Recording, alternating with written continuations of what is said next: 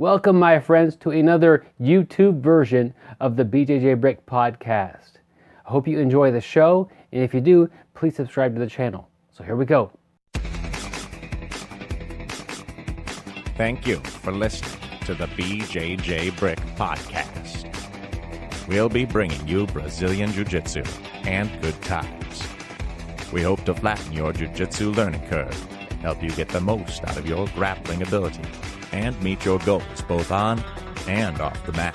All right, my friends, welcome back to episode 214 of the BJJ Brick Podcast. My name is Byron. I'm here with my buddy Gary. We have been called the Starsky and Hutch of the Jiu-Jitsu podcasting world. Gary, what's happening? You know, it's just great to be part of this dynamic duo, Byron. You know, Starsky and Hutch, Tom and Jerry, Horshack and Mr. Cotter, you know, just all those guys. Yep, we're going to be amazing duo. And even really next week, we got that will be taken to the next level also. But this week, we have an awesome show, Gary. We can't believe what we have going on. Byron, what do we got going on this week? Gary, I'm glad you asked who we have on the show. We have Gezary Matuda, multi-world champion, black belt. She's going to be sharing a lot of knowledge with us. And we also have another guest, Kathryn Arnold. And that name may not be as familiar as Gezary. Gezary is also, people know her as Gezary. That might be more familiar to you. Now, Kathryn Arnold is not a black belt.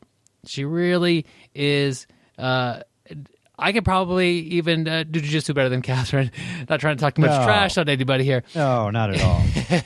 It's rare that I'm actually more proficient at jiu-jitsu than one of the guests, so I'm trying to brag myself up a little bit here. But there is a big cruise going on, Gary. Yes, definitely a big cruise. The Grapplers Escape. You know, it's, what is it, May or April 29th to May 6th? That's right, Gary. Yep. So, you know, numerous seminars, open mats, you know, world champions to learn from. Braulio Estima. Also going to be there is Keenan Cornelius. So, you know, just an all-star cast. And, I mean, what is better than jiu-jitsu on a cruise?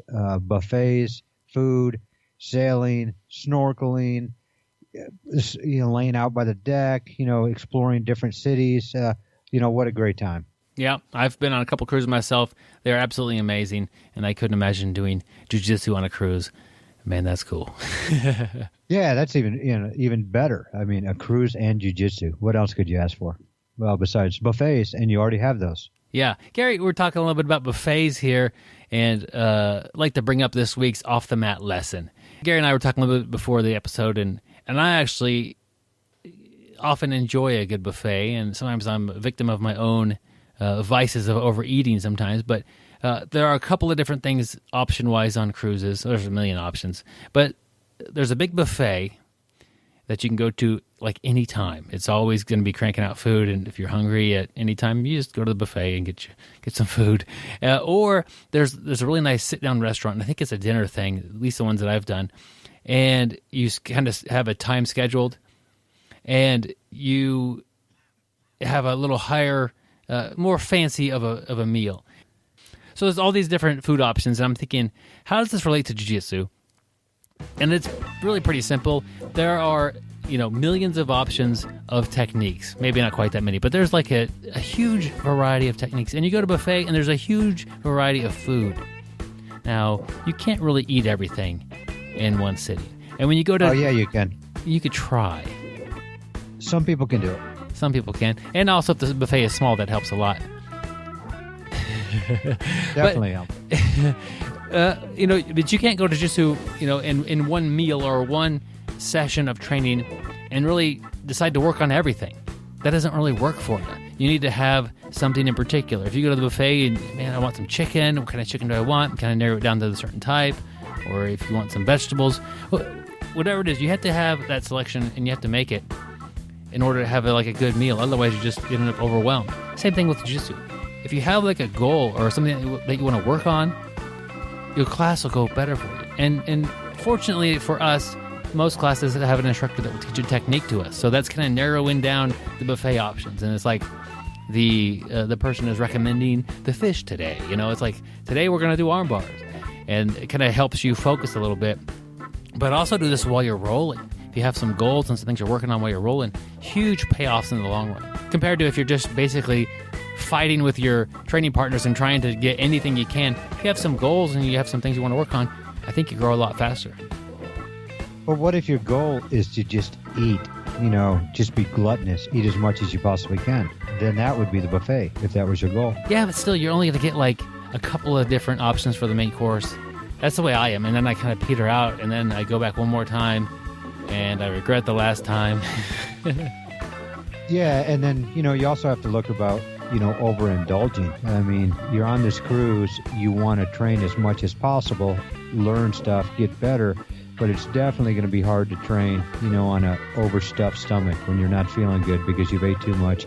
Or if you, just got done with a buffet and you go to the, pressure side mount class. That's not going to be fun. You may actually get kicked off the cruise, for messiness. That's the beauty of the cruise, because you could eat at any time. So kind of arrange your meals around your training and be smart with that. There's no... some of the they have it's like a little town, really, these cruise ships. Some of them will have little shops that serve food. And once you get on there, most of these shops are just free. They just hand you food. It's really weird. And because it's all figured into how much you're going to get. And it's kind of like a buffet, like where I try to get my money's worth out of the thing. And I overeat all the time. But, if you end up training kind of late, eat late, it would work out on that. And you just need to be careful of, the idea of when you're going to eat and when you're going to train. I think you set your schedule out and you just stick with that, and it might even help you not overeat. A guy like me, Gary's not a big buffet guy. He's more of the sit down and enjoy a nice meal type of a guy. To be honest, I just like to eat, but I like to eat what I want to eat. Which is kind of like, I'm going to tell them what I want to eat. I don't want to, have a whole bunch of stuff and just pick out what I want. I'm not a huge buffet guy, so I like to sit down eating there. It is awkward when, when I'm not going to buffets a lot, but sometimes I go to a buffet and I'm really going to town and I look around and I'm like the most fit person by far in there. I'm like, man, I can't do this too much, because it's kind of like a reality check that this isn't sustainable to maintain this sort of eating thing. You can do it for a day, do it for a week, whatever, but you got to be careful. Yeah, with the but Byron and I actually have a training partner who I think could destroy the buffet. Lewis. Yes. Don't you think Lewis could, Byron? Yeah, he takes pride in eating large quantities of food. Yeah, he would put that buffet out of business. So if you're listening to Lewis, we got your back, literally. That's right, Gary. I would like to talk about Byron's audiobook. We do have links to it on the show notes, but this week we're going to talk about 6 games for BJJ. Byron actually has 2 audiobooks, 6 games for BJJ and your first year in BJJ. But the games for BJJ is sometimes all us grapplers, jiu-jitsu practitioners, we're going to get in a rut. Our game, may not be going anywhere. We're a little frustrated. And, I think this is a good time for the games. It's going to change your game up. It's going to basically, make you do different things, and you're going to have fun while doing it. You're going to develop, your social aspects of your team while getting better at your game. And sometimes you're playing these games and your partner doesn't even know it. One thing that Byron really advocates is, going to your bad side. If you always pass to one side or, hit arm bars from the other side, work your other side at this time. It's just something that's going to change your game up, make your game a little more unique, and it's just going to get you out of that rut. You're going to have fun. So definitely check it out. It's only $5.99, and we have a link to it on the show notes, and it's got some great reviews, and it's really helped out a lot of people. So definitely check it out. Yep, if you feel like you're on a plateau, it will get you off that plateau. I really haven't felt like I've been on a plateau it's been over 5 years. I've continually feel like I'm getting better, and playing these games has helped do that. It's funny. I'm kind of in the same way. I don't feel like I've been in a plateau. I may have a bad day, but I haven't really had like a bad week or a deep valley. And I think it's just because I'm always having fun, and and I guess I'm not overtraining. I don't train as much as I used to. So every time I'm coming in, I'm just happy.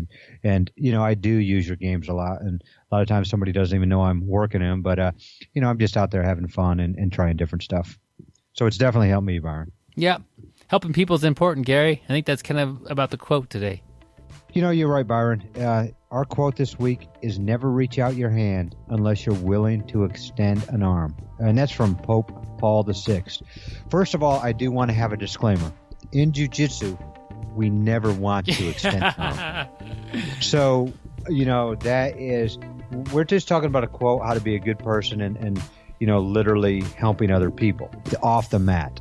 On the mat, please do not extend your arm unless you're rolling with me. And then I would like you to extend your arm. But really what Pope Paul VI is trying to say is don't offer to help someone if you are not prepared to follow through. If Byron says, hey, Gary, I need help cutting my yard, which, Byron probably does not know how to start a lawnmower. And what good is it going to do? And it's not being a good friend if, hey, Byron, I'll take care of that. And Byron needed it done because he has his, he has friends coming over on Sunday, and he wants me to do it on Saturday. And I'd say, Byron, I'll do it. Saturday comes along, and I never show up. And next thing you know, Byron's friends come over on Sunday, and they all laugh at him. And Byron does have low self-esteem, and it's just going to make it worse because I did not follow through. So basically, be a man of your word. Be a woman of your word. If you tell someone you're going to do it, follow through. Extend your arm. Help them out.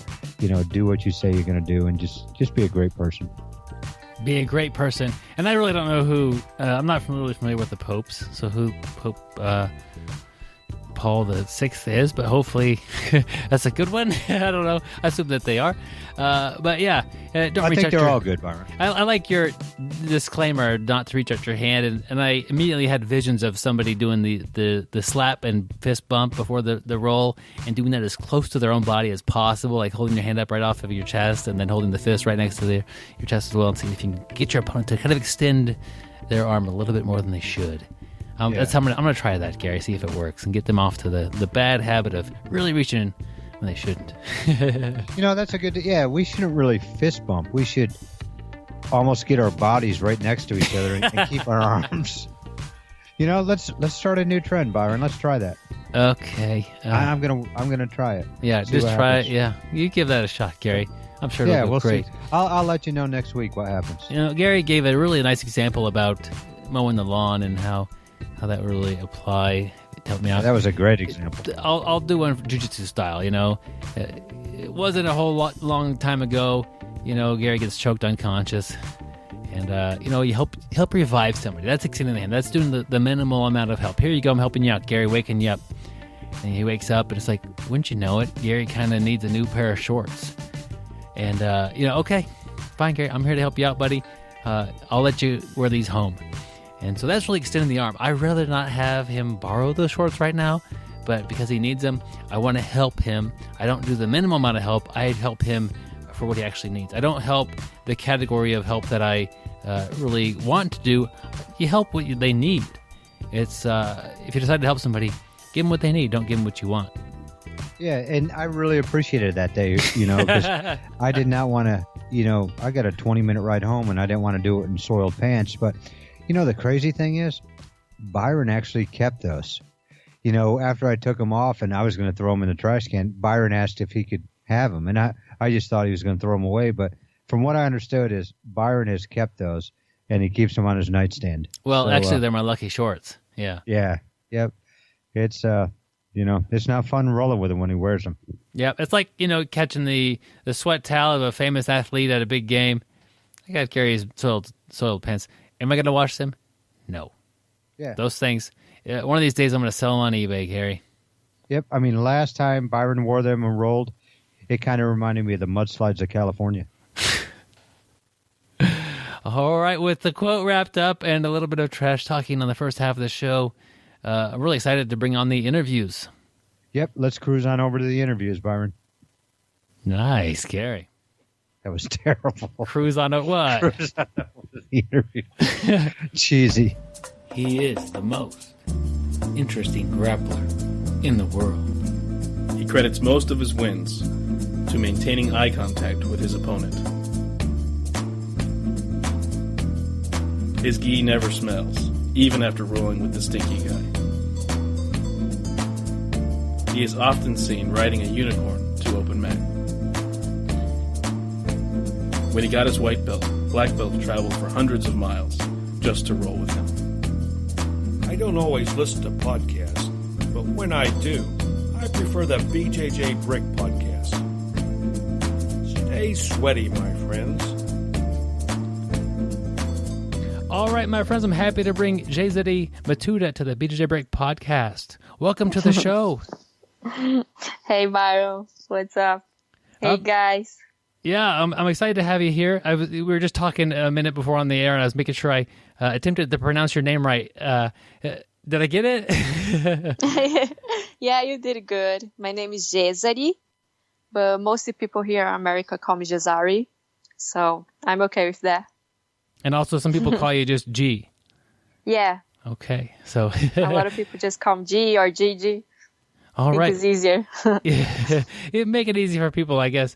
I'm really happy to have you on this show, multi-time world champion, and you really fun to watch competitor, and you got a lot going on. Tell us a little bit about yourself, where you're training, and what kind of brought you to jiu-jitsu. I'm training now in Florida at American Top Team. I start training in Brazil. I'm from Curitiba, Brazil. And I moved to Florida when I was purple belt. And you moved to kind of train? Is that the point of the moving, or to do jiu-jitsu? No, like when I moved to here was because my husband, he got invited to be like a Muay Thai striking coach here at American Top Team. So we decided to move, and like jiu-jitsu is what I really like to do. So I just keep doing jiu-jitsu. Then I start to go to the big tournaments like Pan Ams and Worlds. So this is how I really start, in United States. All right. And why did you get started in jiu-jitsu? How did that happen? I really like martial arts. Since I was a kid, I started with capoeira. I don't know if you know what it is. Yeah, it's like I did a capoeira for like 2 or 3 years. And then later I started doing Muay Thai. After Muay Thai, then I jumped to Jiu-Jitsu. And what about Jiu-Jitsu attracted you to it? Why did you stick with it and become so good at it? Yeah, like when I started Jiu-Jitsu was not because I want to do Jiu-Jitsu. I usually like just doing Muay Thai. I like to stand up. Then my teacher kind of forced me to go to a Jiu-Jitsu tournament. And I lost my first tournament. And after that, I started doing Jiu-Jitsu. Was like a challenge for me. And that was motivating, the challenge?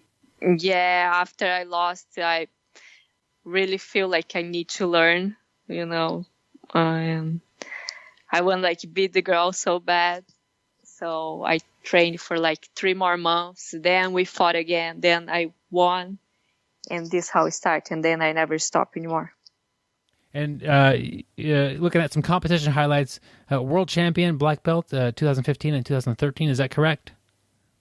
I have 3 world titles as a black belt. I guess was I can see here my medals. That helps. Yeah, so I have as a purple belt 2010. Then I have a brown belt 2012. Then black belt 2013, 14, and 16. Wow. Mm-hmm. What was it like going from competing at brown belt and purple belt to black belt? Was there a huge change, or were you competing with the same people, just at different levels? That's a very good question, Baron. When I fought as a brown belt, back in the days, was together with black belts because we don't have that many girls. So I was a brown belt competing against the black belts. And was like a really good experience because now this don't happen anymore. Now all the divisions is separate, because we do have a lot of girls now. But yeah, I'm very proud to be part of the generation who fought like brown and black belt together. You know? So like, I won my Pan Ams as a brown belt against black belts. So when I jump in on the black belt, I already know what to expect, Yeah, it maybe wasn't as intimidating as it could have been if you had never competed against the black belt before. Yeah. I was like brown belt competing against a black belt who was already like black belt world champion, So yeah, make me tougher. Gezary, tell me a little bit about your game that you play, maybe some of your favorite techniques and the things you like to do on the mat. I'm like a submission hunter. I always look for submission, and my favorite submission is armbar. So I always, when they see like I'm training or I'm trying to do something, most of the time I look for arms. Do you prefer to play a top game or a bottom game working for those arm bars or anywhere? Yeah, I change that a lot, I'm usually like a guard player, but like my coach always say I need to try improve where I don't feel that comfortable. So I kind of start to prove my top game. So now I kind of, I like to play both, Yeah, that's good. There's arm bars everywhere, and I'm sure you'll find them. That's cool to kind of keep changing it up and getting better at certain areas. Yes, always like if I feel like my guard is starting not that, getting that good, so I start playing more on bottle to make my guard better. So yeah, I always play both. When did you decide that armbar was one of your favorite things? Was it something that you've been doing a long time, or was it something that as a brown belt or a black belt you started to develop a good armbar? Yeah, it was like a natural move for me. So like I was white belt, was always like my good move was arm bars. And yeah, I always try look arms from everywhere, like if I'm on bottom or top on the back, I always want the arm. It was like a natural move. Yeah, that's interesting that you've had the same basic favorite thing that you like to do since you've been on the mat. That's really cool. Yeah, and like by the time you start understand better, like where to grab, how to hold. So it's good. Like I doing this movie for so long. Yeah, you've really got all the little details perfect, I'm sure. What are some of your goals that you have coming up, whether it's competition or coaching, or just what are some of your jiu-jitsu style of goals? Yeah, like now on the end this year, I just gonna like doing seminars, and I have like a lot of trips coming up, so I will probably not compete anymore this year, but next year start everything again, like Europeans in January, Pan Ams in March, and the big tournament, what everybody wants to do in June is the Worlds, That's my big goal. Yeah, and you'll be there going for that. That'll be fun to follow you there. Yeah, and watch you. I'd like to get some. Go ahead. Yeah, I want to bring like my forward title. That's my big goal for next year. Cool, and we'll be watching as we do in this sport. I'd like to get a little bit of advice for the people out there that are trying to get better at jiu-jitsu. If somebody is going to be competing, they're a little nervous about it, they really don't know how to deal with that. Do you have any advice or some tips for them to deal with their early competitions? Yeah, I think you need to try enjoy what you're feeling. You cannot get too nervous, but you cannot get too calm too. So you with how more you compete, more you start understand your feelings, and you try to control, and I like to always be around like my coach, my friends, the people that support me, and try enjoy the moment. Remember why you there and how much you prepare for there, and you doing what you love, and you're ready, always put in your mind and you're ready. Like when you train hard, when you're going to be ready. Just do your best and have fun. Yeah, that is great advice, and really, if you feel those nerves, think about how much you've trained and got ready for this. Yes. And tell yourself you are ready. You may be nervous now, but you're as ready as you could be right now today, and you go out there and do your best. Exactly. Have fun, do your best, and enjoy the moment. What are you doing before a big match? You know it's going to be a difficult match, and you need to be mentally focused and ready to go. How are you getting ready and prepared, either physically or mentally, maybe 20 minutes before a big match is going to happen? Mm-hmm.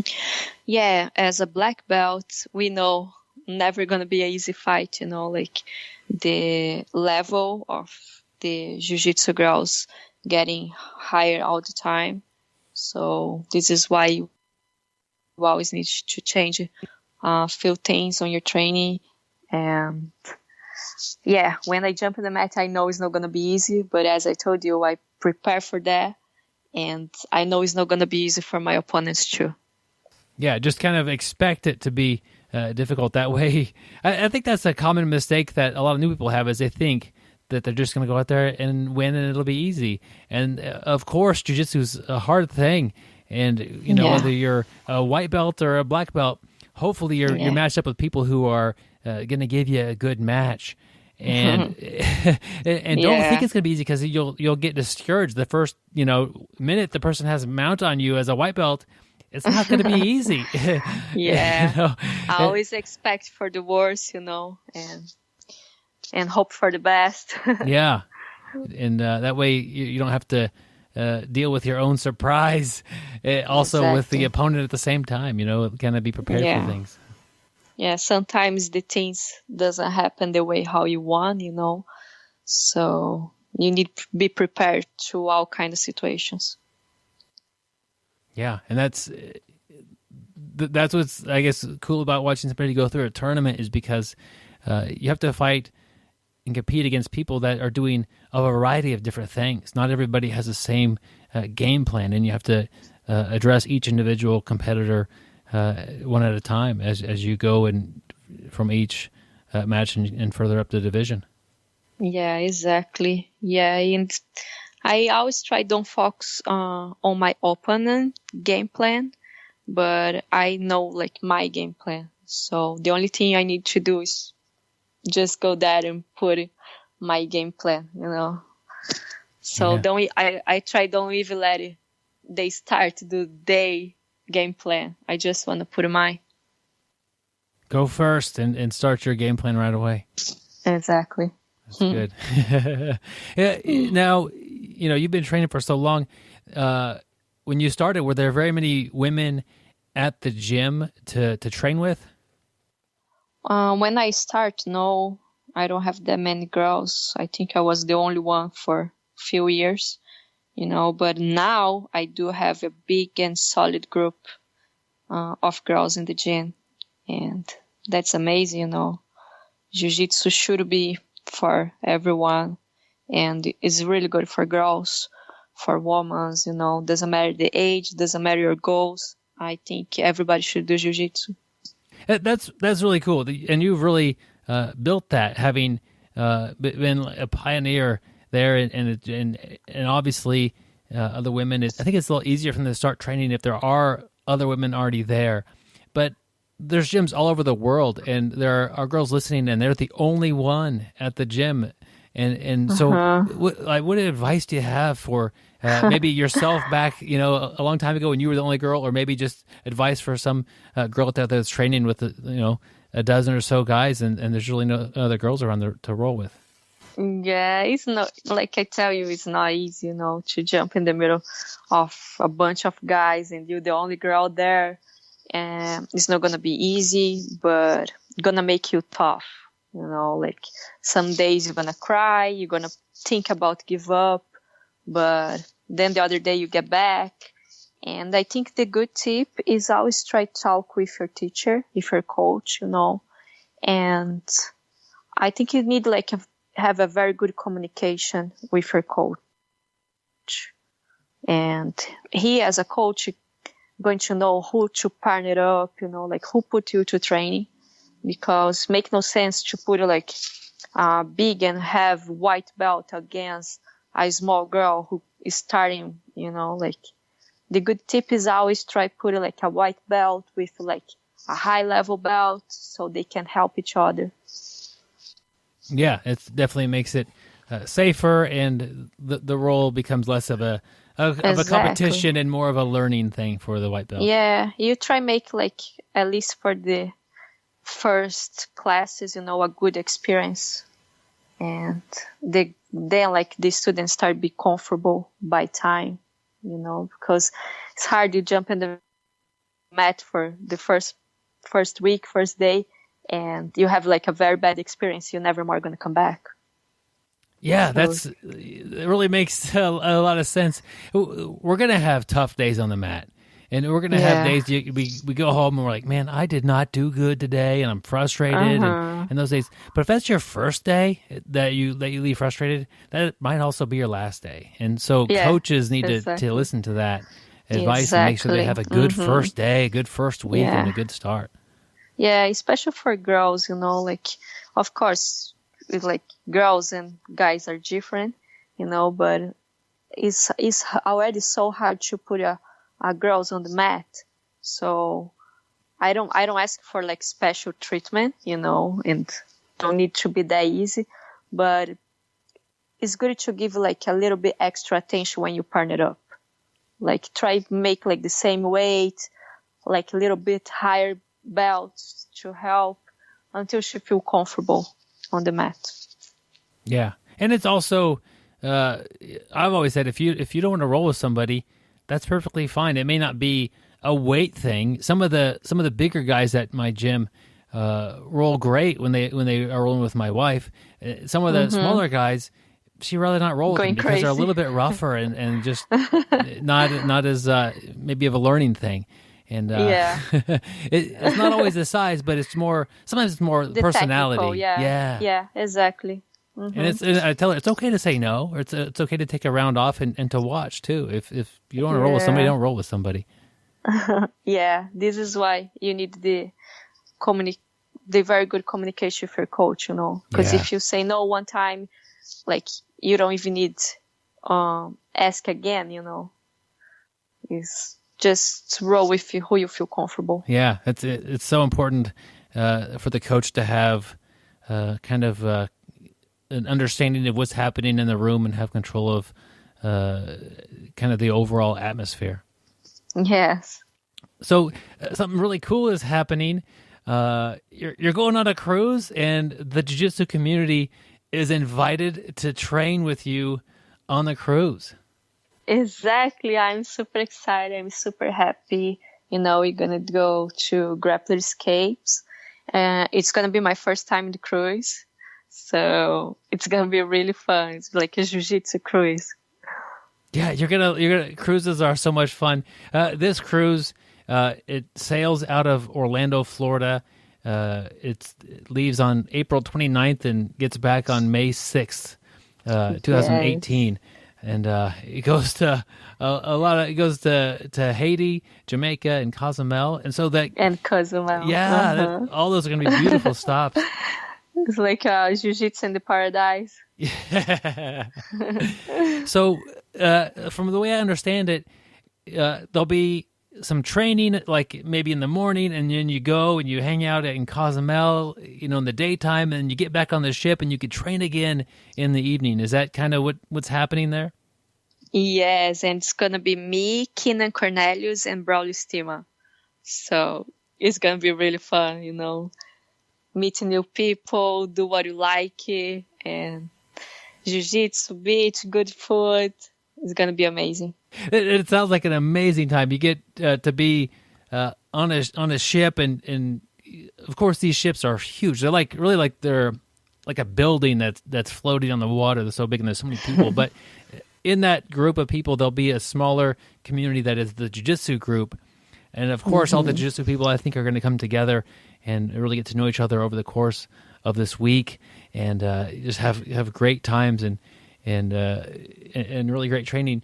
Do you have any idea of what you're going to be teaching as far as maybe some techniques when you're on the cruise? Usually when I teach, I like to show like my favorite positions, like with my details, the way how I like to do. And yeah, I'm open to answer the questions, but yeah, I'm okay to show like my game, the things what I like to do, like arm bars, and I hope like to have a few girls there and we can do like something separate too. I think this is what Kathryn say, like you're gonna have like some girls training and then like everybody together too. And I'm excited to train with Braulio and Keenan, It's gonna be cool. Yeah, I think everybody will get a lot of it, and it'll be a great time. What about the actual cruise are you excited about? Oh, yeah. So as I told you, it's going to be my first time in the cruise. I've never been in the cruise. So I don't know. I think it's going to be super fun.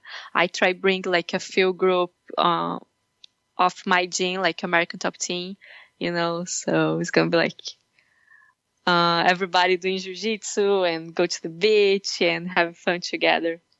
Yeah.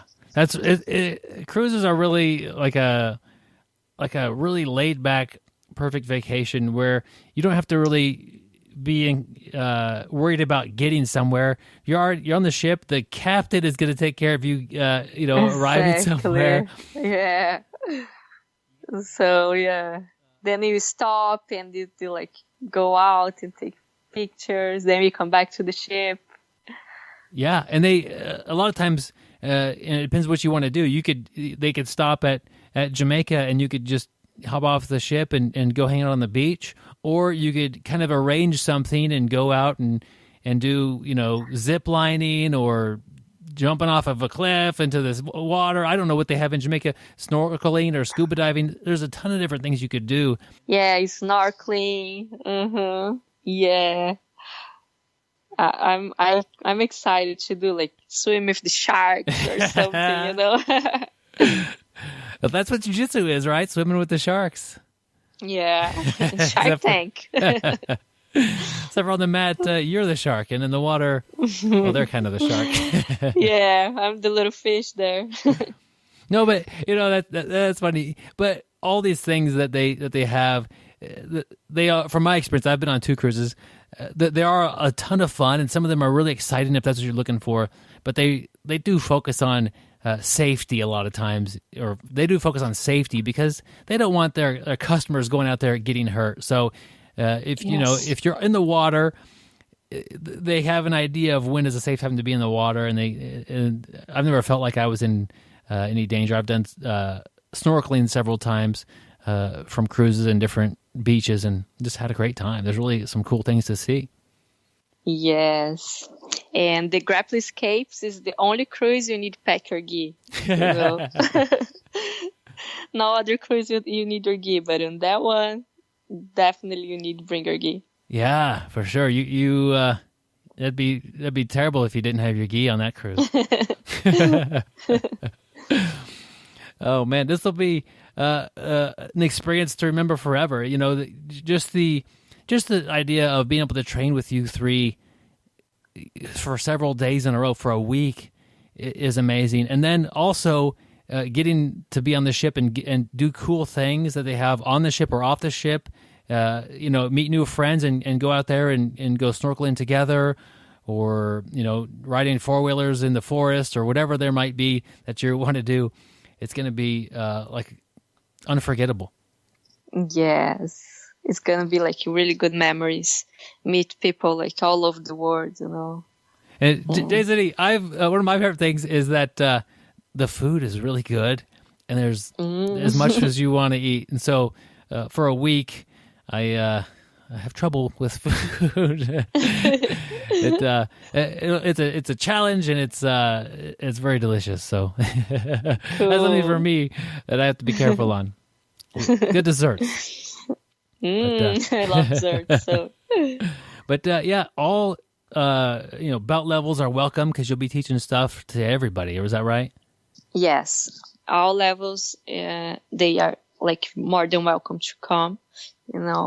If you want to have a good time with your family and friends, meet new people, and train jiu-jitsu, let's go. Yeah, and if the idea that you could bring your family, and let's say your husband doesn't train. He could hang out on the cruise, he could go swimming and do things while you're training, and he won't feel like he's missing out on anything, and you won't feel like you've left him to go train. He's going to be having a good time when you're rolling. Yeah, have fun for everybody, for the whole family there. Yeah, so it really is a thing that if you're the only one that trains in your family, they could still all go and have a great family vacation, and you can go do jiu-jitsu at the same time. And it sounds really cool. I'm looking forward to, I hope to go. I don't know. But it is, I'll say the date again.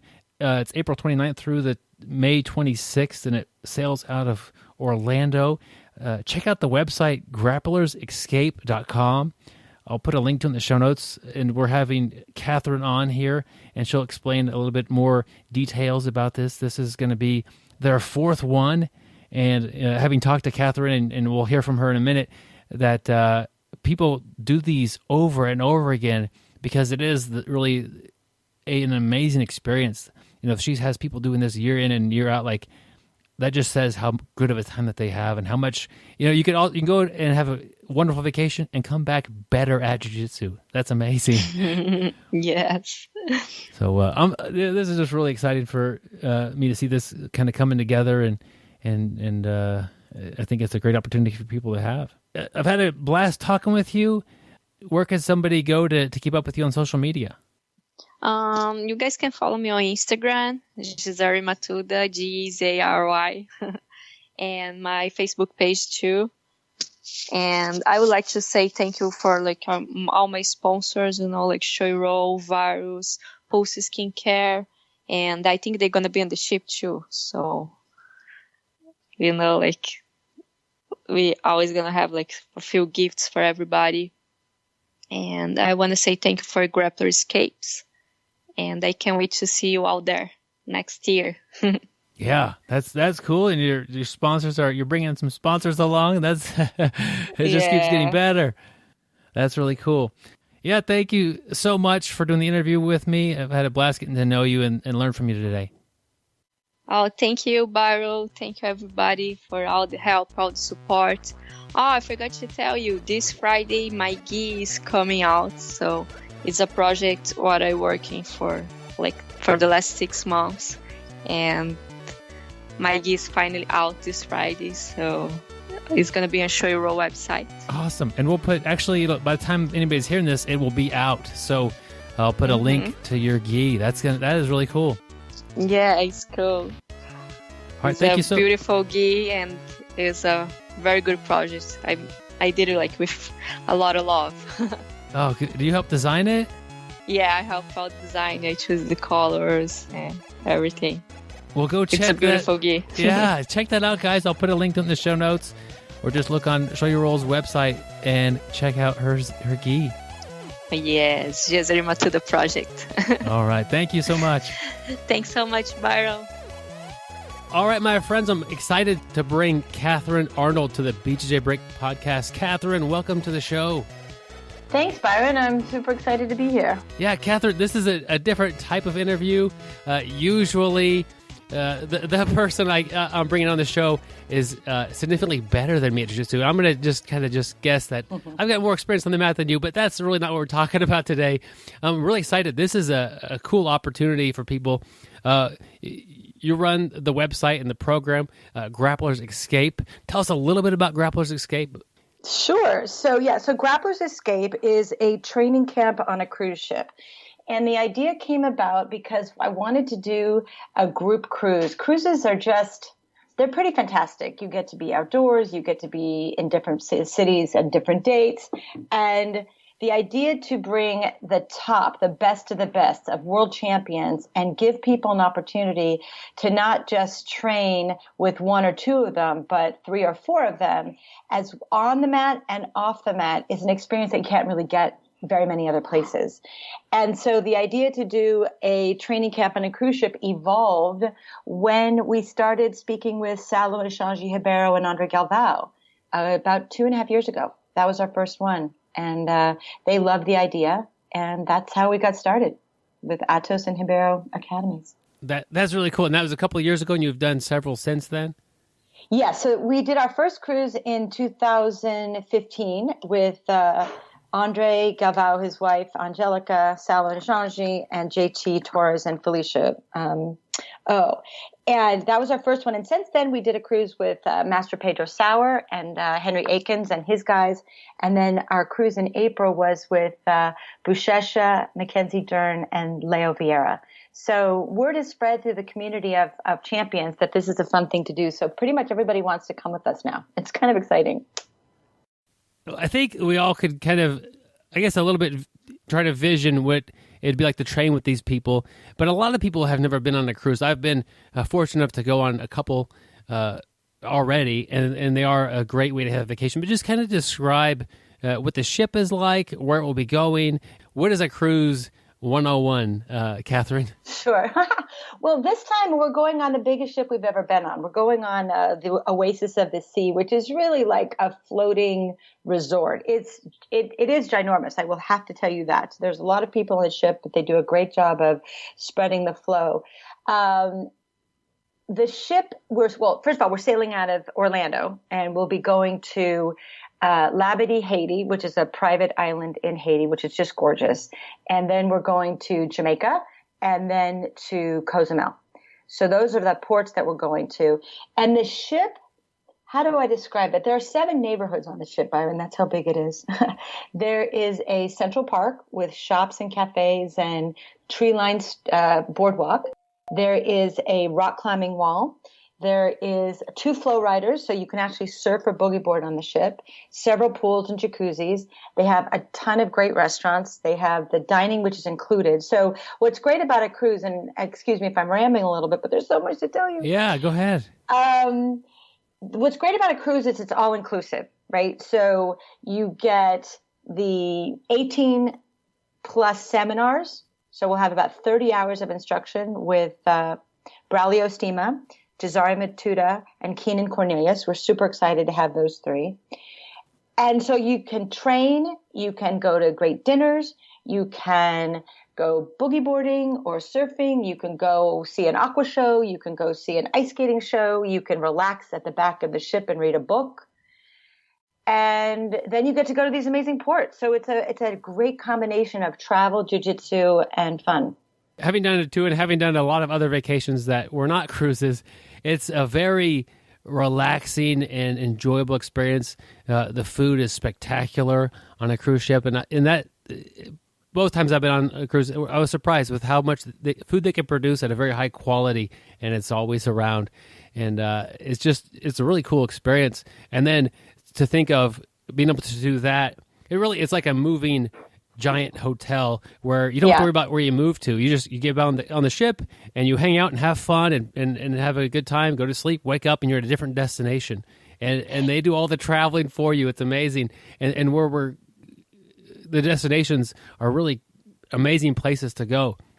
And, yeah, definitely. What's cool about the cruise ship is once you get on, you're right. Once you get on, you don't have to think about anything. It's a vacation without thinking. The biggest decisions you have to make are, am I going to all the training sessions, or I'm just going to go to the morning session?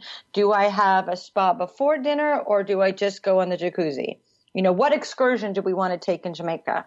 Do we want to go snorkeling with Braulio, or do we want to jump off a cliff with Keenan?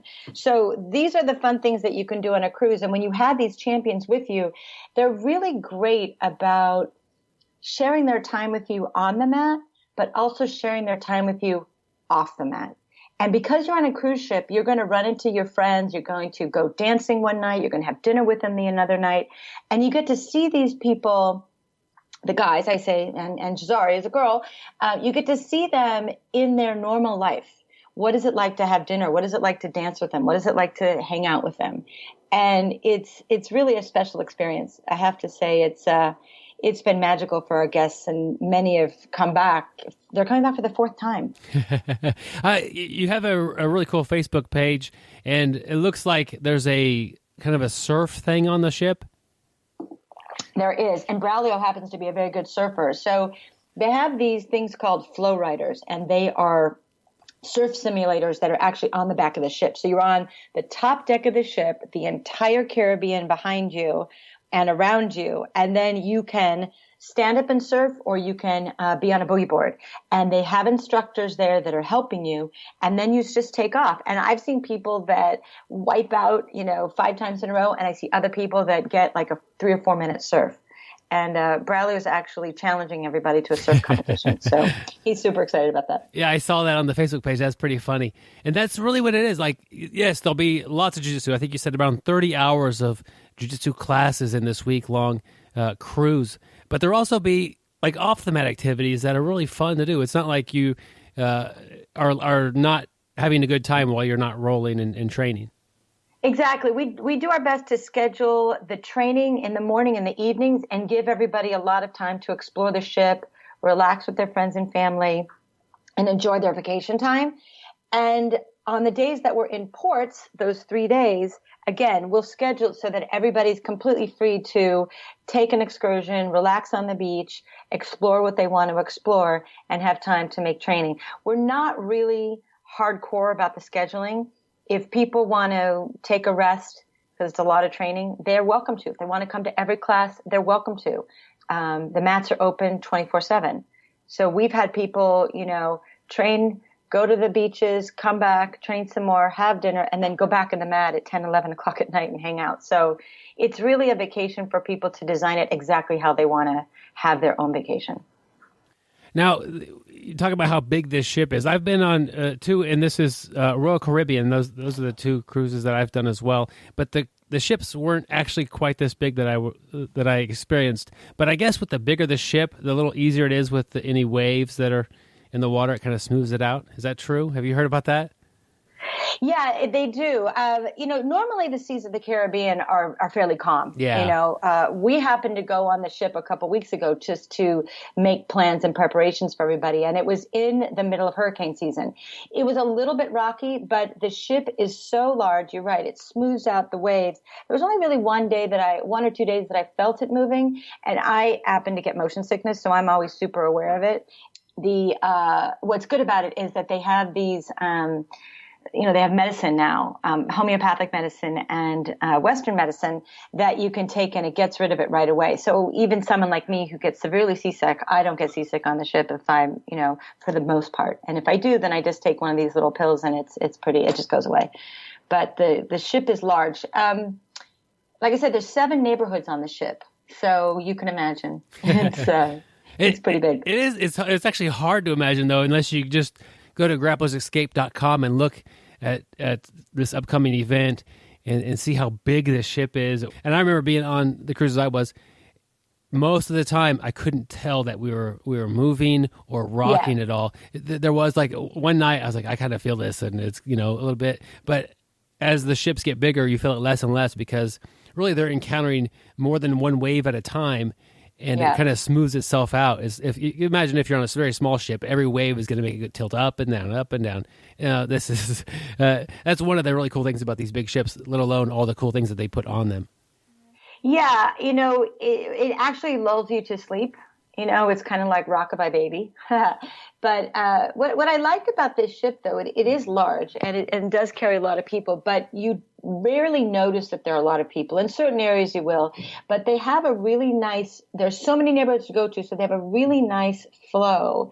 And if you want to just relax in a quiet garden area with the sky above, you can do that. If you want to go to the back of the ship and just be with you and your guest or your friend or your family and read at the back of the ship, you can do that. They have jacuzzis, that are hanging over the side of the ship where after training, you can go and float in a jacuzzi and watch the sunset. So we've had a great time on these ships.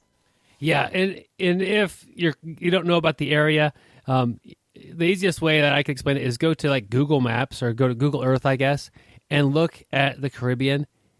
And there's no place else on Earth that looks like that on Google Earth. It's just the color of the water is amazing. And that you look overboard and that's what you see. It's an incredible experience. And to just think that you'd be doing jiu-jitsu and that. Kathryn, how do the mats? I mean, I'd imagine most cruise ships don't carry a lot of mat space or a lot of actual mats to grapple on. How do you guys get over this? Yeah, that's one of the biggest decision-making points that we think about when we're choosing our ships because we need the space. So this time we have 4,000 square feet of space. And Zebra Mats has been our sponsor for the last 3 cruises, and we're excited to have them on board again. And so Zebra, we give them the schematic of the conference room, and they design mats specifically for our event. And they put them in, and they're there every day because there's so much training and there's so much on the mat time that they are always there to make sure that they're cleaned, right? Because the mats have to be cleaned, and that they stay put. So it's a pretty massive operation that we have kind of turnkey now going into our 4th cruise. But we become a true floating dojo. Real quick, I think you mentioned it already, but I want to get it again. What are the dates on this? So the dates of this cruise are April 29th to May 6th, 2018. And we sail out of Port Canaveral, and the closest airport is Orlando.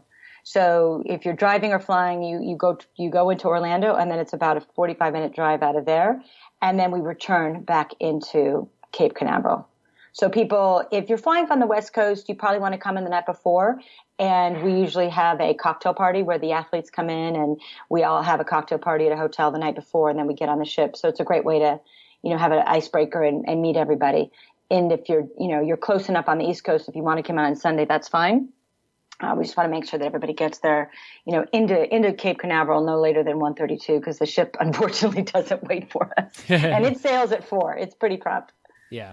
And I've had, both times I've done it, you get on the ship early and you walk around these giant ships and really nobody's on there. It's kind of fun. They're serving food already and that's a cool experience. And the ship set sail on the 29th.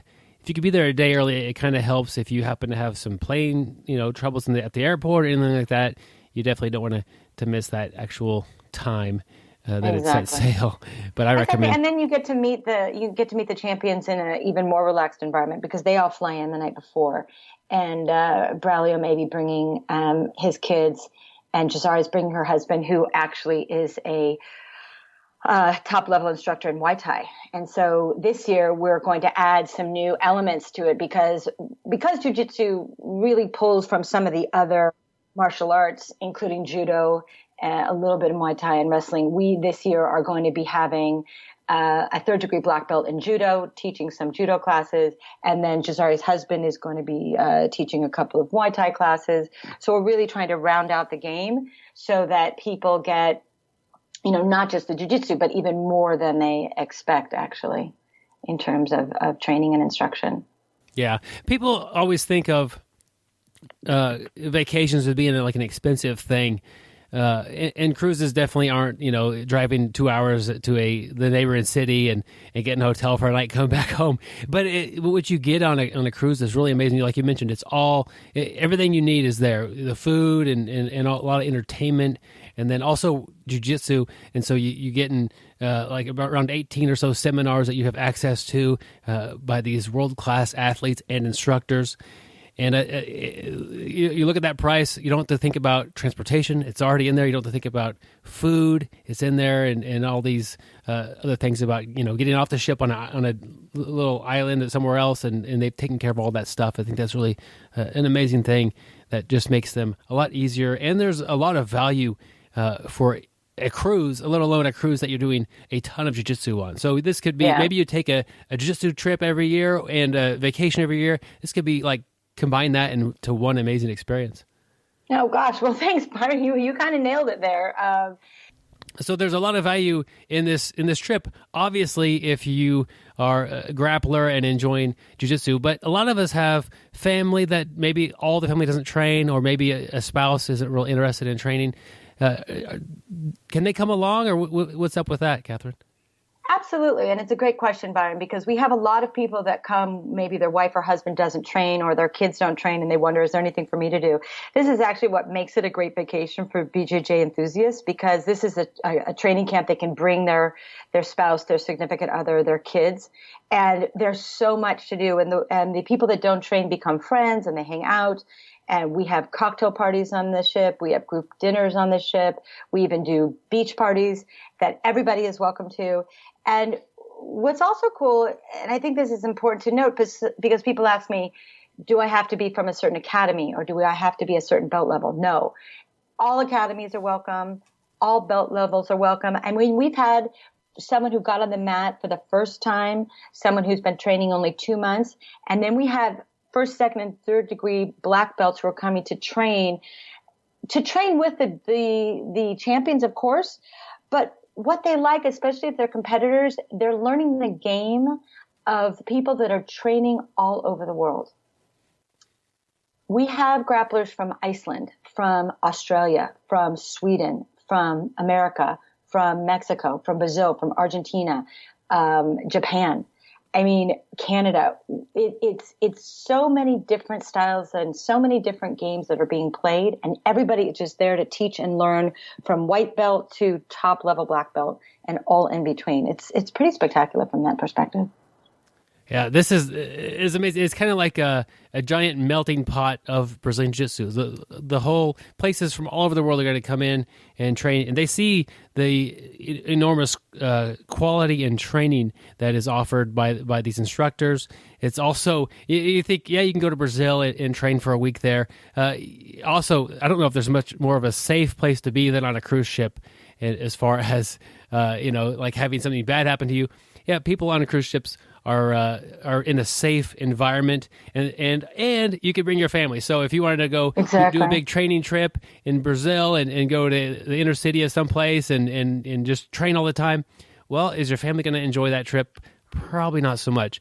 But ask your spouse or ask your kids, hey, would you guys like to go on a cruise ship?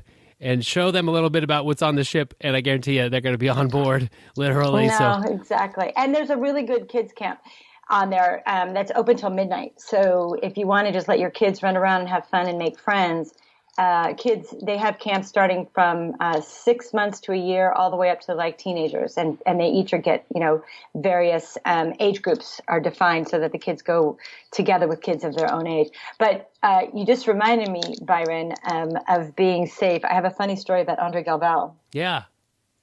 So, none of these instructors had ever been on a cruise ship before. And, Andre and Angelica had a fabulous time, and they brought their daughter and their niece and had a fabulous time. So afterwards I said, Andre, what'd you think of the cruise? He's like, well, I loved it. It was super fun, but I have to tell you, I was a little bit nervous and a little bit scared. And I said, a black belt of your degree and the champion that you are, world champion, of the world, and you're telling me that you are scared on a cruise ship? He said, yeah, just being out there in the big open space, it kind of freaked me out. I said, well, what'd you do? He said, well, I'm a champion. I got over it and I just did it. And it was really interesting to see a big hulking guy like that say that he was, scared on a cruise ship. It was pretty funny, but he just loved it. Yeah, he said and once he got on the ship, he didn't even notice. Yeah, it really feels like you're in a building. I mean, it's amazing feat of modern engineering. But and I imagine it's the same way as when I did it. The first night or first evening, they have a drill of where you're going to go if there's a problem and how those escape little pods work. But they're giant. You get into another big ship or another big boat. But I don't know if there's anything like that. The Caribbean is a very safe place to be on a ship. It's just like a big blue clear pond. That's why we like to. That's why we like to go into the Caribbean, because the waters are calm. And when you get to the islands and you just go on deck you've been sailing all day the first day and then you open up and you're in Haiti. I am telling you, it is spectacular. It's just this gorgeous island with this blue water, and you can go jet skiing, you can go zip lining, you can relax on the beach. It's pretty spectacular each morning being in a different place. I love that about a cruise ship. Yeah, and as somebody, when I'm on vacation, a lot of times we're driving or stuck in an airport and trying to travel to the next spot. Like you go to sleep and you show up at a new spot. It's amazing, just how easy everything is. And I think you hit it perfectly. If you have a family that does not train or is not serious about training, they have other stuff to do. So while you go off and you're doing jiu-jitsu, they're happy to do their activities. There's so much to do on these ships as far as things that keep you busy and have fun. And the funny thing is, sorry to interrupt, but I just remembered, I have to tell you that there are families on the ship, and we do have kids, and they train, and it's awesome. But we also have a lot of single people. And you know how they say what happens in Vegas stays in Vegas? I've heard that. we have that motto: what happens on the ship stays on the ship.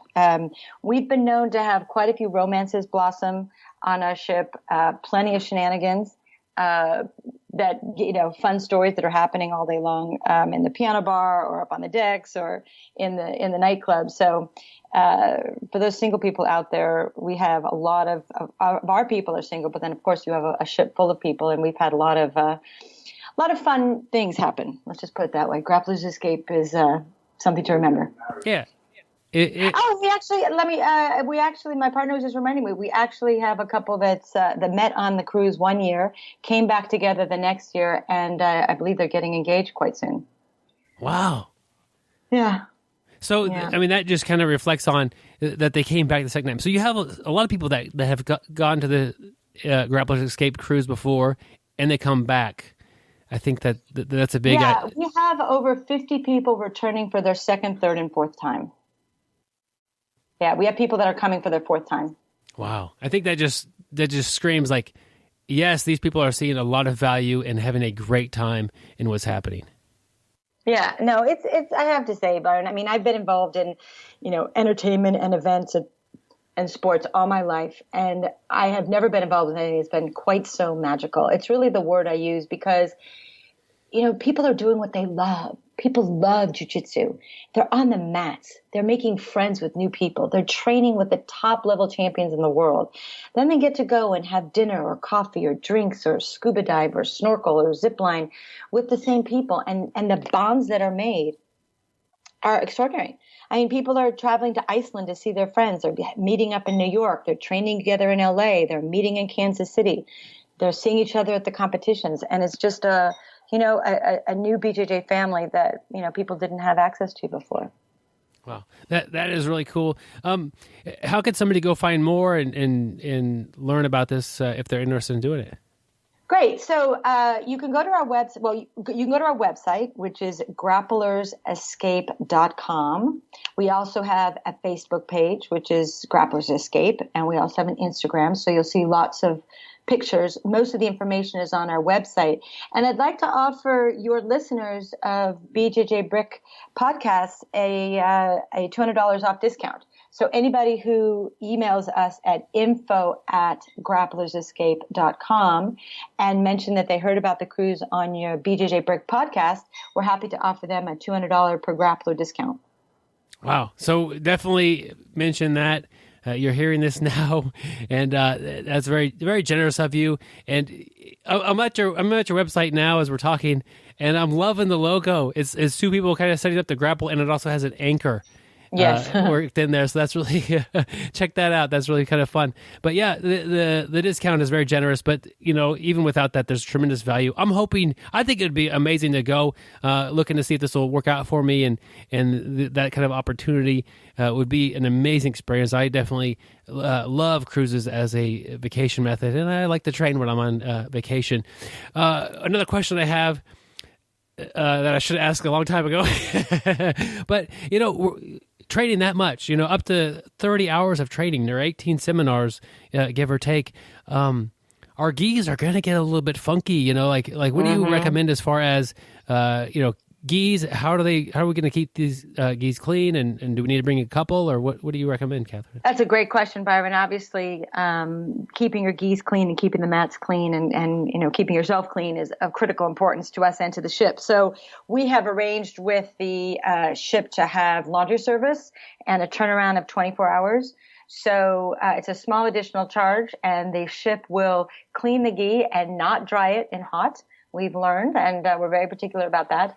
And we recommend that people bring 4 gi and /no gi outfits so that you're covered, but then you can have them washed on the ship for you and brought back to you in a 24-hour turnaround.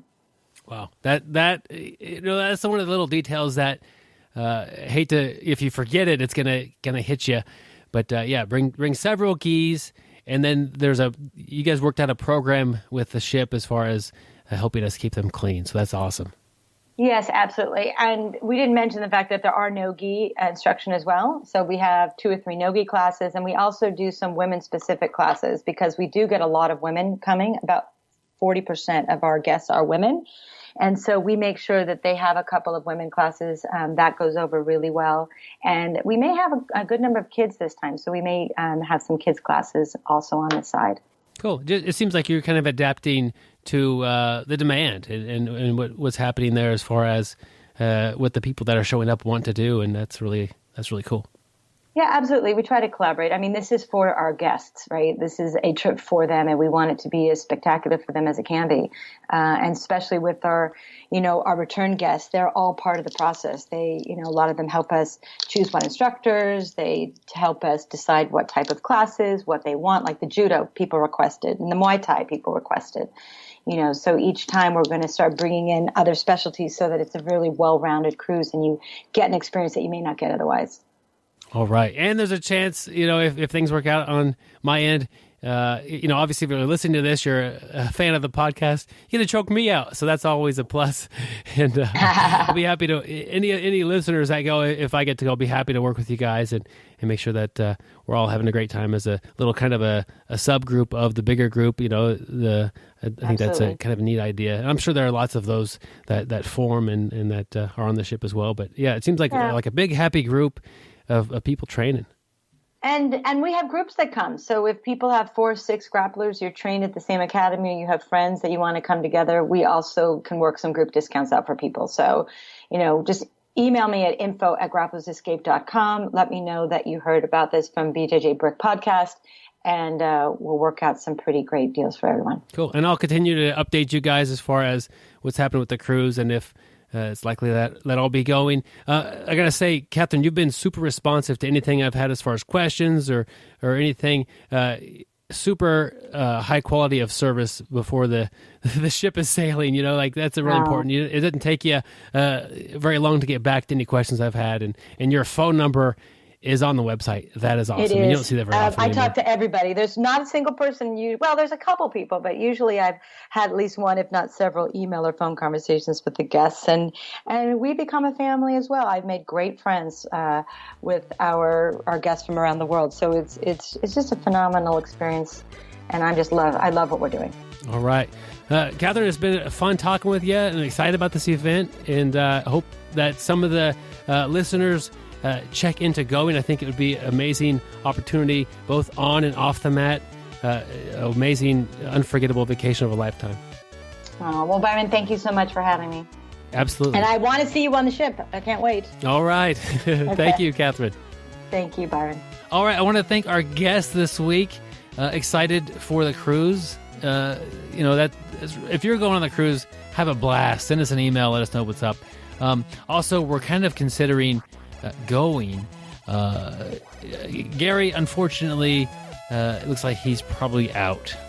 Yep, I'm actually not allowed out of the city without permission. So, I cannot leave. So I'm kind of caught right now.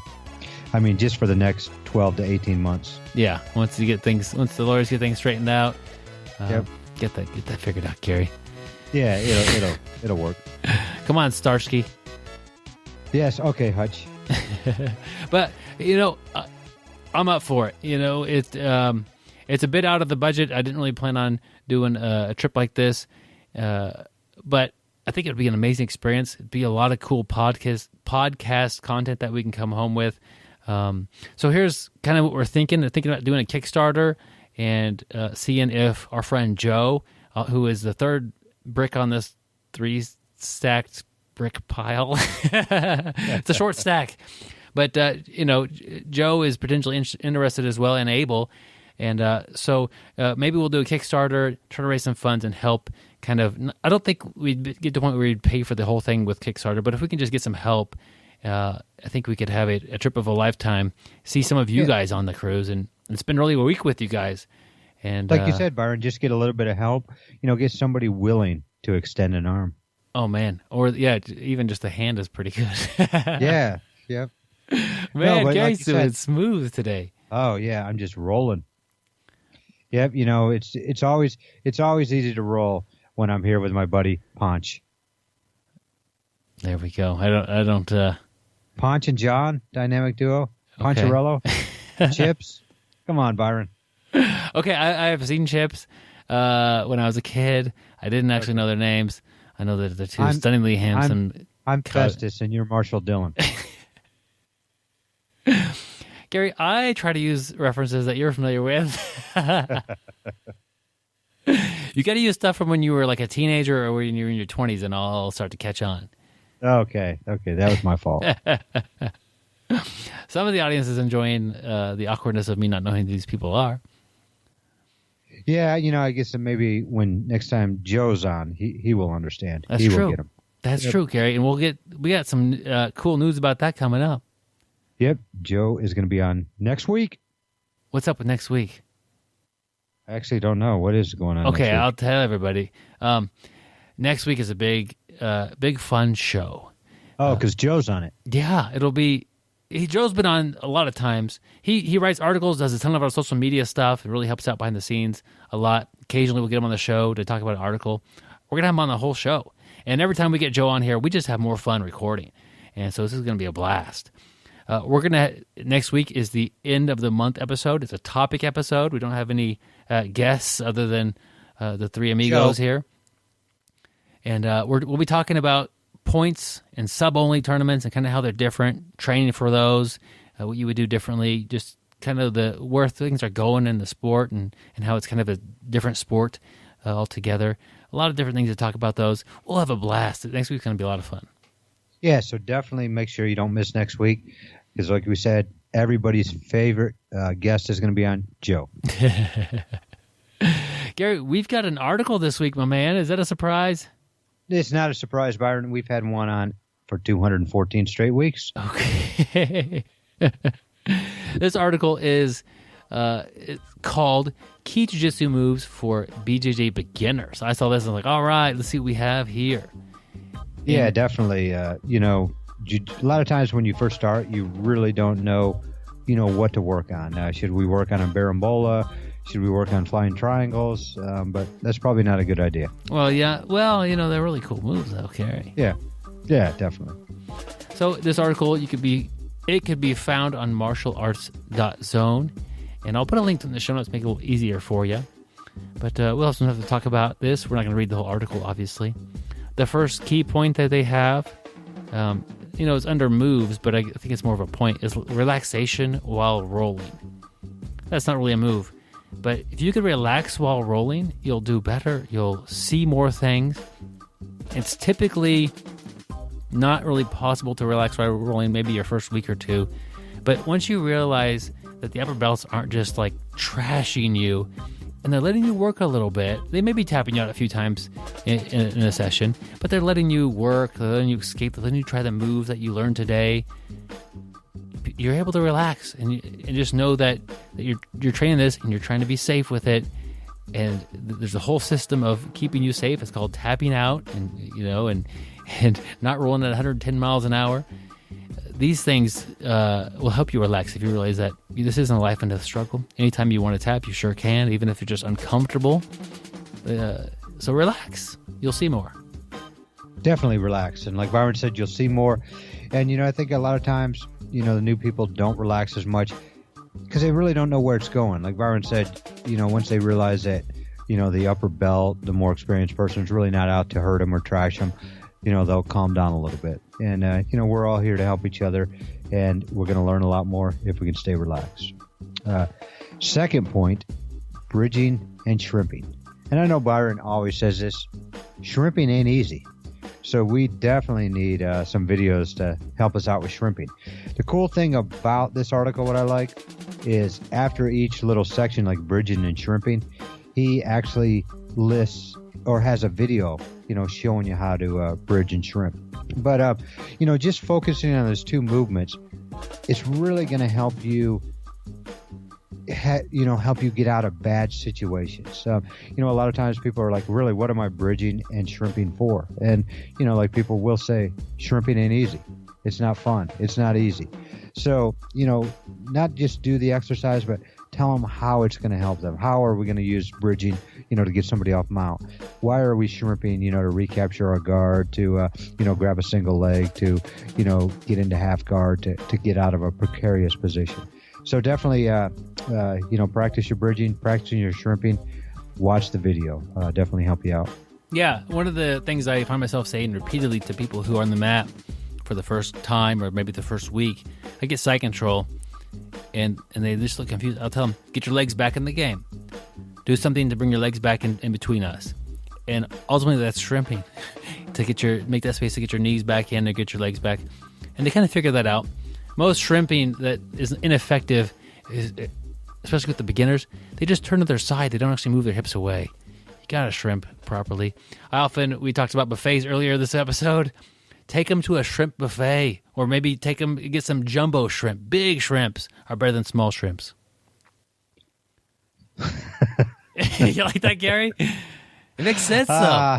That does. Yeah, definitely. I mean, sometimes you want the small shrimps. Sometimes you need the big jumbo shrimps. It depends on what situation you're in. Typically, you shrimp more than you think you need to because they're trying to prevent your shrimping, though, and you'll need to just do more than one little tiny shrimp. That doesn't fill anybody up.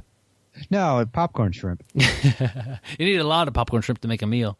Yeah, definitely. The next thing on the list here that they have is grip strength or improving your grips.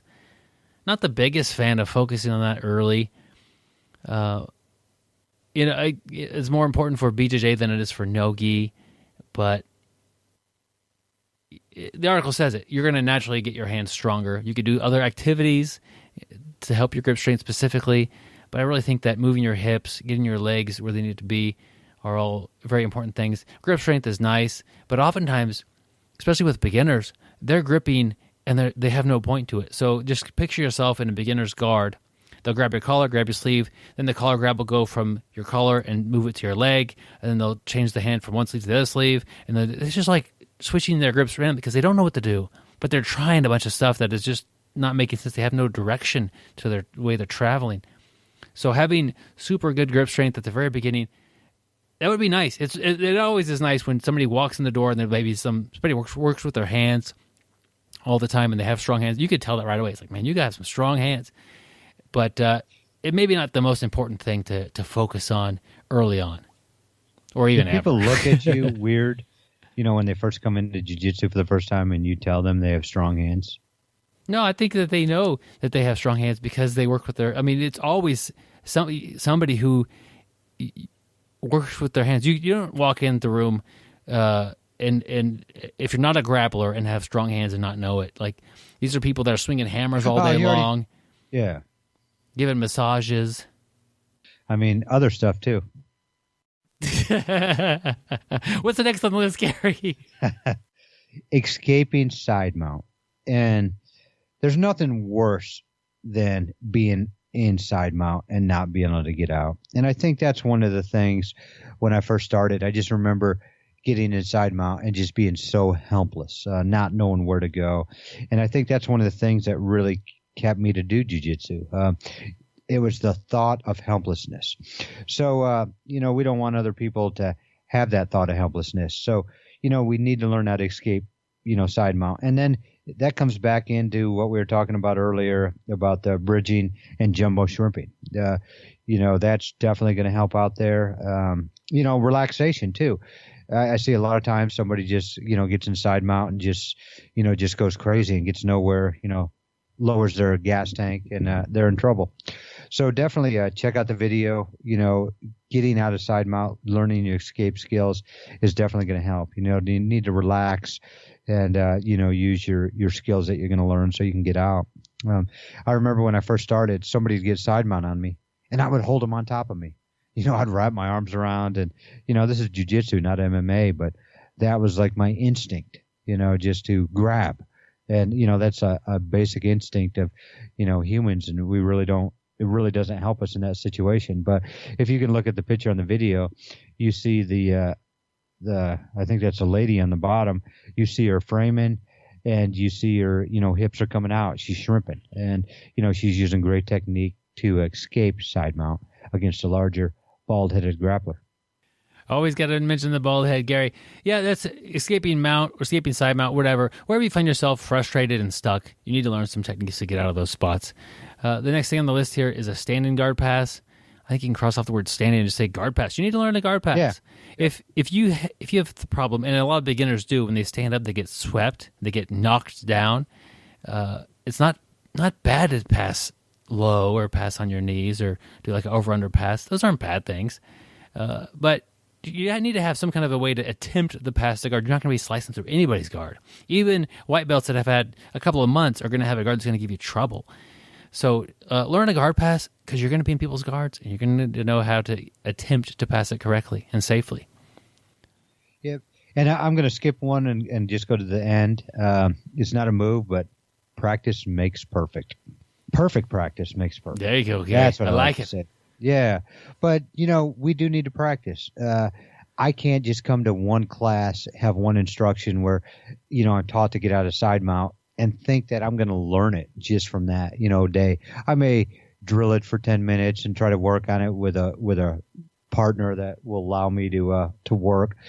But if I don't work it again or practice it, I'm not going to remember it. It's not going to help me. I need to practice it. I need to practice it well. If I have a bad habit and I'm doing something wrong and I'm working with Byron and I'm day one, and Byron's a black belt as he is and been training 15 years, I would expect Byron, if he sees a bad habit, something that I'm not doing right, to correct that, just so that I don't keep doing it. And next thing I know, my chin's out and I'm getting choked or, who knows what I'm doing. So perfect practice makes perfect. So practice, and, do it the right way. And pretty soon you're just like everything, we're going to get better at it, incrementally better each and every day. We're going to pick up a little bit something, and that muscle memory is going to kick in, and we're going to start, getting better and, flattening that learning curve. Yeah. The perfect practice, an easy example I could see that I've made as far as a mistake is like armbar drills from guard. If you're trying to get a whole bunch of armbar drills from the guard and you're not raising your hips up, you're not clamping the head, and you're just kind of like doing a whole bunch of reps, and you're just throwing your leg over, your hips are low, there's space in the arm, you're not doing a really efficient job, that may not really be helping you. It may be a workout for your abs, but it may not really be helping you get better arm bars.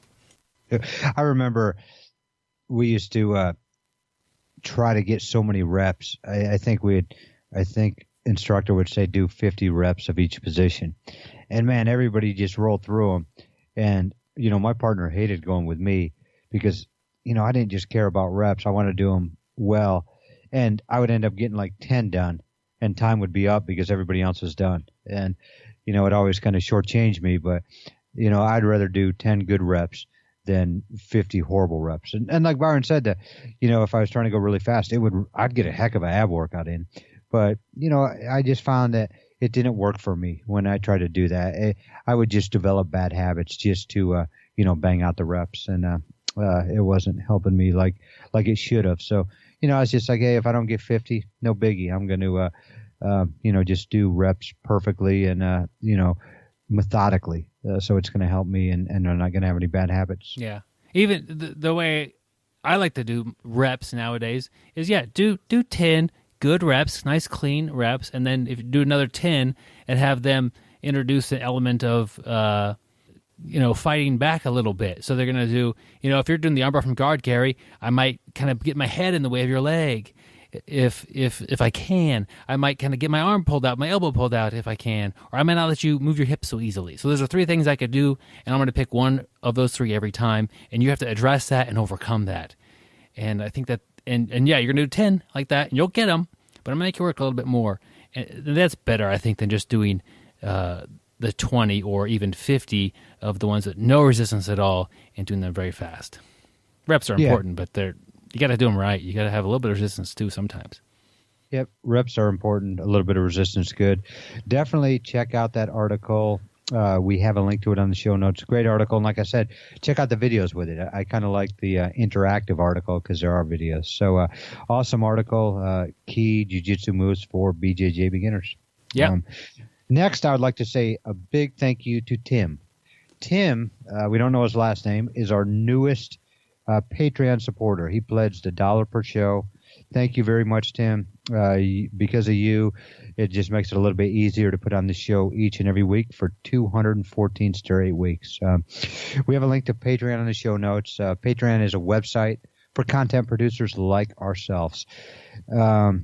Basically, you can pledge per show, a one-time donation. But basically the money goes to help us put this show on, to keep us going each and every week. And if you do become a Patreon supporter, you get a couple benefits that the regular listener doesn't get. You get a BJJ Brick gi patch sent to your house. You get a BJJ sticker, a BJJ Brick sticker sent to your house. And you get to join the private Facebook group. And the Facebook group, it's, Byron does all the interviews, and a lot of times he will post in there and hey, what questions do you have for, like Jeff Munson we had here not too long ago. And, it's kind of cool that, we will get, listeners involved, our Patreon supporters, and they get to be part of the show by asking the questions, giving the question that Byron's going to ask. I thought a weird one, or not a weird one, but a unique one was a couple weeks ago when Andre Montero was on, and somebody in our Facebook group asked him about, does he play video games? And, that's a question I probably would have never thought of, and Byron probably never would have thought of. But, yeah, hey, who knows? Just because Byron and I didn't think of it, who knows that? And when we did a survey, we did find out 37% of our listeners do want to know about video games. So, it's something that, that me and Byron may not have thought of, but, it's something that people want to know about. Yeah, Gary, you got to let me know when you do these surveys. Yeah, I actually surveyed 2 people. I don't know how I came up with 37%, but it happened, Byron. Your math is probably a little off. And we do, big thank you, Tim, for signing up and being on the Patreon supporter brick wall there. And, we actually have his email, basically have his last name. It starts with an H. We just don't tell everybody's thing on the podcast. Oh, so we do. Byron held that out for me. I did. I just put Tim on the little notes there. Yeah. Okay, yeah. But thanks Tim, for you know who you are. Byron, thanks for setting me up for failure. I appreciate it. Yeah, just like side mount. Yep. If you would have just extended an arm to me and helped me out. You just extend your neck and help me out. Oh, there you go. I will. I will. Yep. Hey, speaking of that, you definitely don't want a coach who's going to tell you to extend your neck out. That's probably not the best coach. It's true. What we're looking at is we're doing a coach of the year. We're also doing a blog of the year. Basically, send us an email, bjjbrick@gmail.com, why you like this blog, why it's your favorite, why your coach is, should be coach of the year. The more details you put in it, the better chance your coach has to win. We have now started receiving, some entries for this coach of the year and blog of the year, but definitely get some to us. How cool would it be if you were the person who nominated your coach, or if you were the person who nominated your training partner's blog to be recognized as the blog of the year or the coach of the year? So definitely get them going. Tell your friends about it. Send it to bjjbrick@gmail.com. It is an essay contest. So if you send me an email and it says, check out my coach, and it's to their website and it's to their profile, I'll look at it and I'm sure you got a great coach. But we're collecting these essays about the coaches or about the blogs, and we're going to put them in a little pile and send them out to a group of judges. And I'm not going to send a website to a judge.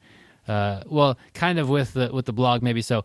But tell us why you like the blog. I'll send your essay about the blog to the people that are judging. And it's really takes a little bit of skill of writing, a little bit of storytelling. Maybe it's impacted your life in a way. Maybe your coach has, maybe the blog has. And sell it that way. It's a lot better than just having us do all the legwork, because that's not going to get done. We got too many entries coming in to go figure out what makes your coach great. Tell us in a few paragraphs or whatever you want to do the impact that they're making and the chances of, because I'm sure all these coaches are really great that are coming in, but the chances will increase because this is a competition, and we don't know these people, so we're not just going to go pick them because we know they're great. We want you to write a good essay about that. That's really what we're looking for. Yeah, so definitely get those entries in. Hopefully your coach wins. Hopefully your friend's blog or your favorite blog wins. So definitely get them into us. Essay style, bjjbrick@gmail.com. Gary, I want to air a throwback Matt Tales. Here we go. This is Matt Tales. We bring you amazing jiu-jitsu stories. The stories might be funny, unfortunate. It could be about an epic fail or an epic win. So sit back, my friend, relax, dry off your sweat from rolling, and enjoy Matt Tales. To set the scene for you, my friends, I have just lost 50 pounds and quit smoking. I was getting a little bored with my fitness routine and wanting to spice it up. Some friends of mine that do jiu-jitsu in their garage invited me to try it out. One of them is a purple belt and the other a blue belt. Well, I was excited to get some good exercise and even learn something new. I showed up the first day wearing my jogging clothing and felt a bit out of place looking at them in their gis and colored belts. I was definitely nervous, but one of them let me borrow his extra gi. Well, we warmed up, did some techniques, and started rolling. And you probably know how this goes. Me being the new guy, I'm rolling 120%, trying to survive and trying to swim with these sharks. After rolling for a little while, or just, you might call it getting tapped out several times, my friend's wife showed up. She's a blue belt and about 110 pounds, much smaller than me, and she asked me if I wanted to roll. I got nervous pretty quick, but agreed. I was able to dial my speed back from 120% to just being 100%. And I quickly got caught in a triangle choke where I tapped. Not really understanding what just happened to me, how this woman, much smaller than myself, had just tapped me out very easily, I sat there contemplating what would happen next. What would happen next is she triangled me again. Well, that was my first day of training. The days go by. We trained every Sunday for well over a month, and every Sunday I got caught in multiple triangles by my friend's wife. After several weeks, I showed up to the garage with the attitude, not today. I will not get triangled by her today. Well, my first roll was with my buddy, and he tapped me out about 10 times. Fortunately, none of those were a triangle. A second roll was going to be with her. So I kind of loosened up from the beating I had just received and started to roll. Well, it's no surprise, my friends, that I immediately got locked up into the triangle position. The movements that I did next could best be described by The triple Lindy. Is that hard? It's impossible. I began to flip and twist and contort my body and really flail all over the mat. I jumped from one side of the mat to the other, landing on my back on my feet.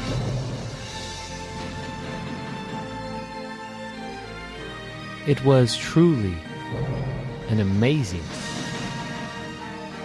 triple Lindy.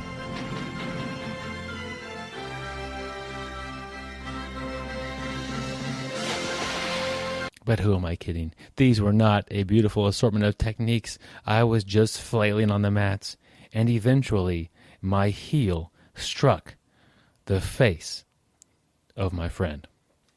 I sat there confused and tired and listening to a string of obscenities. Once I gathered myself, I looked at my friend laying on the mat. I had kicked him in the forehead, split his eyebrow open. He bled all over his gi, and he was laying there in agony. I apologized as much as I could for my movements. I didn't know what I was doing. I was just trying to escape, and it was an accidental foot to the face. I'm so sorry. To make matters worse, he had a competition next weekend. With the stitches he was going to get, he was not going to be able to compete. Also, his brand new gi was covered in blood. I went home pretty defeated, feeling bad for what I had done. A few days later, I got a text from my friend saying that he was okay and I was welcome back at the garage. A lot happened that day as I reflect, but one of the things was not a triangle choke. This has been Mat Tales. Some of the names and places may have changed. We may in fact have taken some creative liberties with the story. In order to keep Mat Tales going, we need more tales. Tales from listeners like you. Send your tales to bjjbrick@gmail.com. We look forward to hearing your amazing stories. All right, with the throwback Mat Tales taken care of there, that's always fun to replay those and see what happened. And the audience loves the Mat Tales, but we need more coming in from listeners like you. If you have a crazy story, maybe a story that happened on the cruise last time, that'd be cool. We'd love to make a Mat Tales out of that and share that with the audience. Oh, that would be cool. Good idea there, Byron. You know what else is a good idea, Gary? To end this show. You mean like last episode ever? No, just episode 214. I said this show, not the podcast. Gotcha. Not the podcast. Yep. Well, real quick, everybody wants to know about your audiobook, Gary. You tried to get out of it one more time, and you just didn't weasel. You didn't shrimp hard enough. I didn't use jumbo shrimp. It was just popcorn. Just popcorn. And so this is a part of the show when Gary has to describe and kind of sell an audiobook that he has not made and really is unaware of, even the title. He's got to come up with some content and let us know what's happening with that audiobook. So, Gary, are you ready for your audiobook? I am ready. Gary's audiobook is called Starsky and Hutch Jiu-Jitsu, Fighting Crime on the Disco Dance Floor. Back in the 70s, one thing I really learned, dancing can be used for self-defense. Dancing is kind of like jiu-jitsu. You know, it's an art form. It's a way to express yourself. So basically what I'm working at is a lot of these moves, you know, that we can use in disco dancing, we can also use on the mat. And then we're also going to talk about, you know, if there's a dance-off in disco style, how to defend yourself, you know, against a guy coming at you. And the good thing about the 70s is we wore big collars, you know, disco dancing. Huge collars. And really, what does that remind you of? A gi. You know, gis have big collars. So, I mean, if these big collars in shirts ever do come back, jiu-jitsu guys are going to have an advantage in self-defense situations. So the first 4 chapters are all about different ways to use that collar, not to break posture and to choke your man unconscious or your dance partner unconscious. So we are going to work a lot about that. And, you know, it's going to be hard for an unconscious disco dancer to win the dance off with you. You know, what do you think about that, Byron? How is that person going to win if they're unconscious? Well, if they convulse a little bit on the ground, they probably would have better dance moves than me. Yep. Think about, barambolas. How easy is it to get grips on the pants when you're wearing these big old, flared pants at the bottom? You got huge grips. Man. Yeah, I mean, a lot of people don't think about that. How easy it is, to pin your opponent down, with the downward pressure, forcing them so they can't move their legs, and you pass guard. So, I mean, it's really easy with those big flared bottom pants. So it makes a big difference. Gary, you're right. A lot of people don't think about that. I've never thought about that. And you just blew my mind. And now I'm thinking about those big platform shoes with the goldfish in them, Gary. What am I going to do with those? You will not be walking off that dance floor. You will be crippled if you wear those to the dance floor with me. I'm going to heel hook you. It's going to be so easy. It's going to be unbelievable. Not only am I going to heel hook you, then I'm going to break the glass and eat the fish right in front of you. While you struggle to get up. You will not be able to get up because your legs won't be working. Oh. So not only am I going to win the dance contest, I'm not going to go home hungry because I just had a fish sandwich. What else could you ask for? I would ask to not have that done to me. So this is really a tale of Gary's adventures in the 70s. Is that right, Gary? Yes, definitely. Before I knew jiu-jitsu. But now, basically what happened in the 70s before I knew jiu-jitsu is I got beat up all the time. That's true. But I can change these stories around because now I know how to use the flared pant legs to my advantage, the disco shoes, the platform shoes to my advantage, the big butterfly collars to my advantage. So it'd be a different story today. I would be taking names out on the dance floor. People better bring a lunch pail if they want to mess with me on the disco dance floor. There you go. You better bring a lunch pail, and you better go swing by and check out our new app. It's free. It's in the App Store that's on your phone. It's that simple. Type in BJJ Brick. It'll pop up. We'll be on there hanging out with you. You can listen to all the podcasts, listen to all the extra stuff we put out. We've been doing a lot of after the show episodes where after we cut off today on the show here, I could leave the tape recorder going. Tape recorder. Not quite the 70s anymore, Gary. I leave the digital recorder going, and we just kind of talk about how the show went, maybe expand on a few different jokes, give each other a hard time, how we do sometimes, and have a good time. And this is all on the app, and you can't get it anywhere else, other than when I accidentally publish it to not the app. Done that before. But, yeah, it's intended to be app-only stuff, and that's where you're going to find it. So definitely check out the app. Tell your friends about the app. Tell your friends about BJJ Brick Podcast. Tell your friends about BJJ Brick on social media, YouTube, Reddit, what's that other thing called? Twitter. How could I forget the name Twitter? Definitely tell all your friends about it. If you happen to be passing through the Midwest, we are in Wichita, Kansas. Send us an email, bjjbrick@gmail.com. We'd love to get on the mat and roll.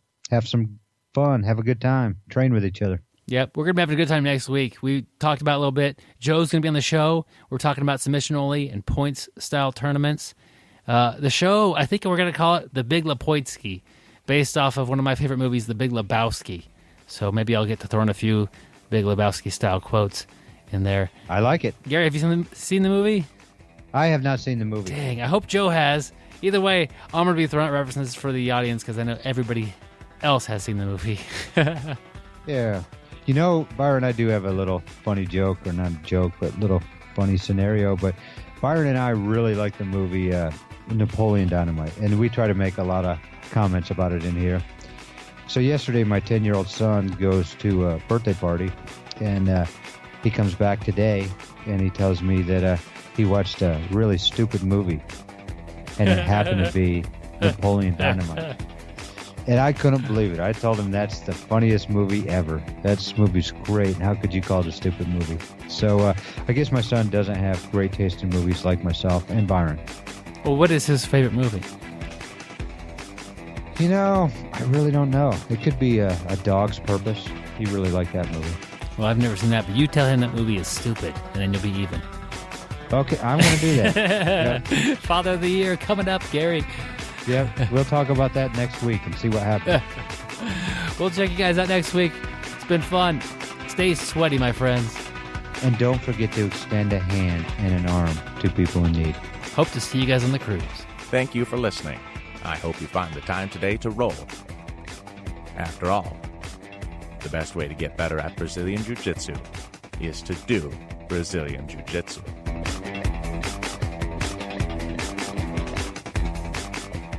When did you decide that armbar was one of your favorite things? Was it something that you've been doing a long time, or was it something that as a brown belt or a black belt you started to develop a good armbar? No, yeah, it was something. That's our dog. Yeah, it's I record this on two different things, and while you're talking, I'll just mute mine and it will go away. So I'm gonna make mine. Okay. Well, it's not. Keep it here. Keep it here on the podcast. It's gonna be cool. All right. I'll re-ask you because it's hard to just start off at nothing. So when did you decide that arm bars were going to be one of your big things, big part of your game? Was it as a brown or black belt kind of late, or were you early on really attracted to doing arm bars?